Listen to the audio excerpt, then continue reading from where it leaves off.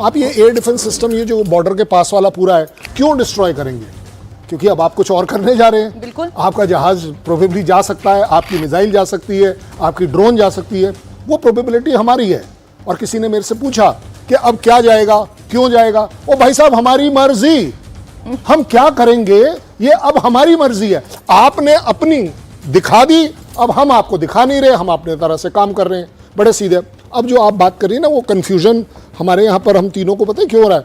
आपने उस air defence के ऊपर लिख दिया S-400, ये S-400 के बजाय आप लिखिए एयर डिफेंस।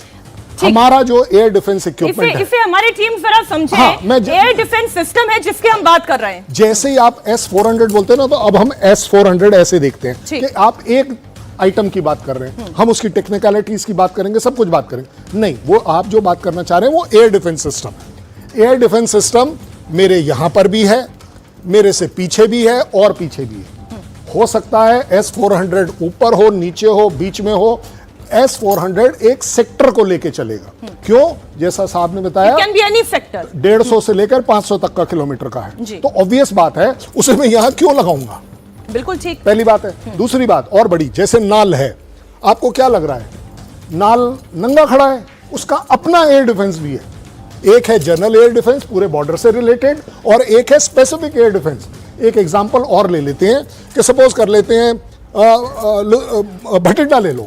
भटिंडा हमारा कुछ एक बड़ा कैंटोनमेंट है, तो उसका भी एक एयर डिफेंस सिस्टम अपना है। ऐसा नहीं है कि नंगा छोड़ा हुआ है हमने। अगर हमारा एक सेकेंड और ले लेते हैं कि लुधियाना है, लुधियाना या चंडीगढ़ हमारी कोई ऑर्डिनेंस फैक्ट्री है, आप क्या सोचे हमने उसे छोड़ रखा है? उसको भी एक अलग कवरेज दी गई है। सो एक है, एक जगह का अपना एक एयर अपना लोकल भी है। अब उसमें आप हमसे उस डिस्कशन में मत पड़िए कि वो इगला है, शिल्का है, तंगुस्का है, ये है, वो है। हर एक की अपनी अपनी कैरेक्टरिस्टिक है।